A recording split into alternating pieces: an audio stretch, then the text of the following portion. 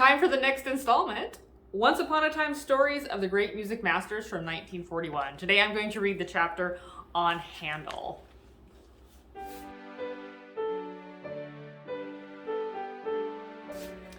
Dear children, this story happened long ago in faraway Germany, where a family by the name of Handel lived. When their son, little George, was still quite young, his parents noticed that he was very fond of music. He liked toys that made a loud noise. His friends made him presents of drums, horns, and so forth.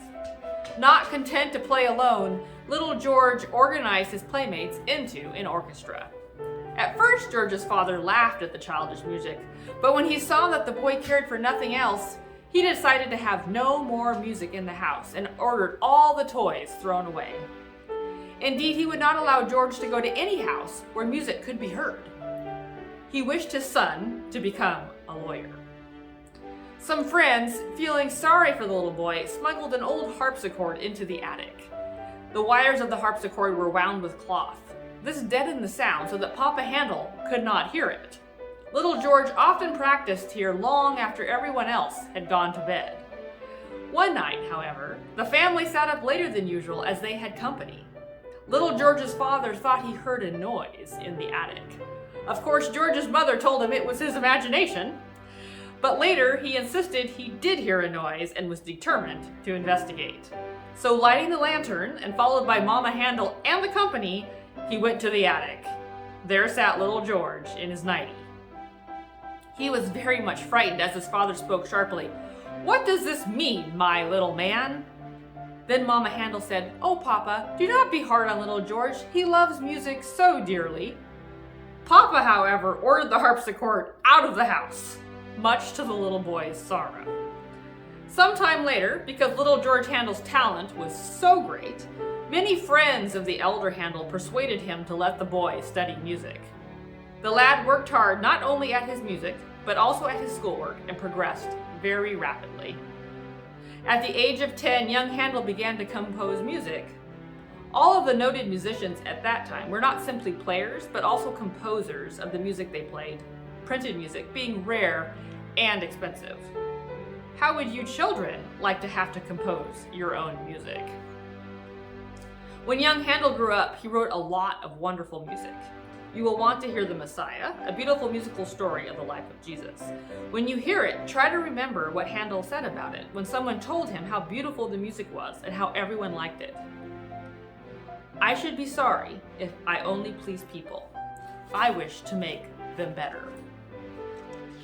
Handel also wrote a great many pieces for the dancers of his day.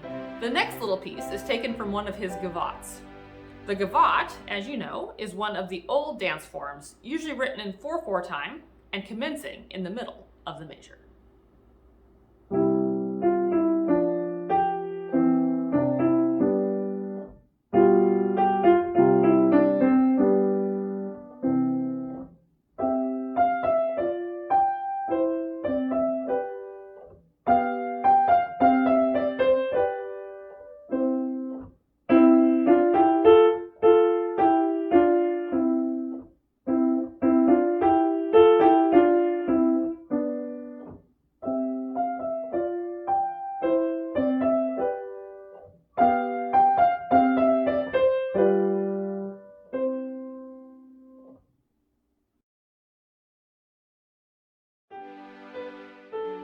When Handel was about 25 years of age, he went to England.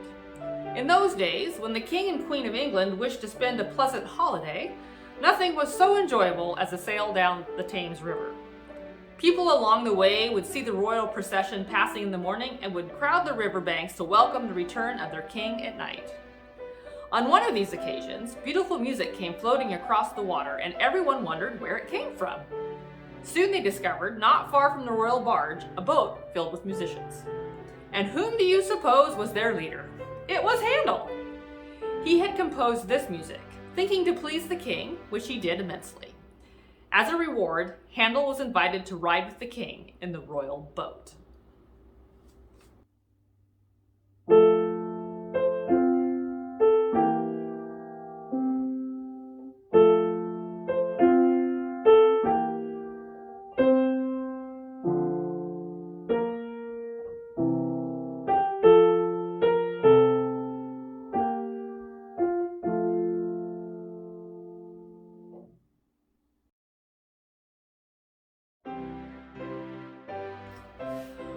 One day, Handel took a walk into the country.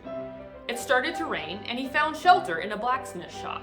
The smith, a jolly old fellow, was singing and beating a tune upon the anvil as he sang. The composer listened to the clanging music of the hammer on the anvil, returned home, and put into music the tones that he had heard.